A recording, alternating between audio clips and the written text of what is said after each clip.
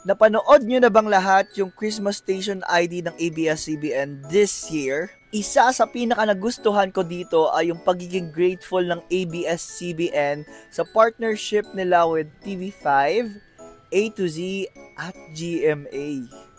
It is historical kasi makikita nyo, mararamdaman nyo yung unity. Huy, unity. Mas naging makahulugan siya dahil hindi lang siya basta-basta Christmas Station ID na mas magaling kami yung pinakamagandang Christmas Station ID. Hindi ganon. Sinama nila lahat.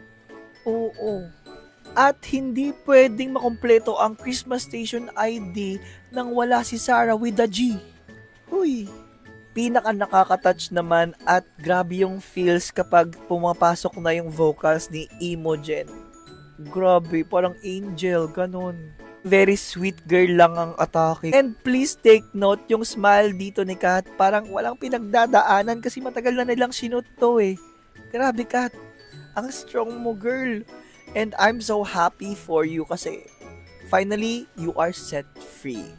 At syempre, hindi pwedeng mawala yung identity ng Christmas Station ID ng ABS-CBN na pagiging catchy na pwedeng magamit ng mga nangangaroling na bata ngayong Pasko. Especially yung lines na, sa inyo ay totoo ang Pasko, ang pinakamagandang kwento. Huy, singer yan.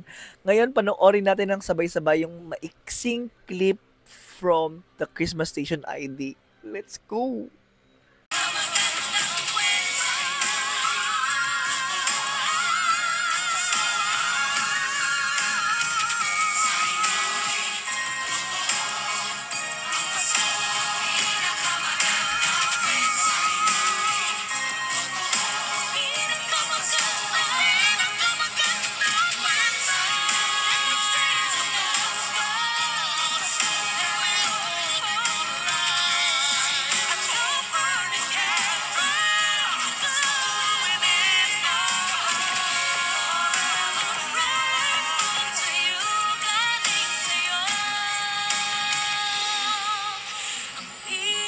Magandang kwento.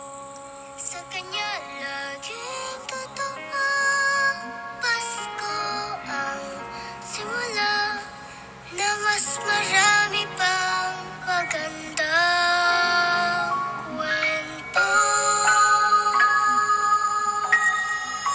Those finishing lines of Imogen makes my heart melt. Sobrang Uy! Di ko alam, pero nagiging emotional ako. And at the same time, I feel hopeful na magiging better, magiging okay yung buhay nating lahat sa susunod na taon. Sa inyo'y totoo ang Pasko. Hoy! Merry Christmas po sa lahat! Pabili na kayo ng mga products ko. Hoy! Benta!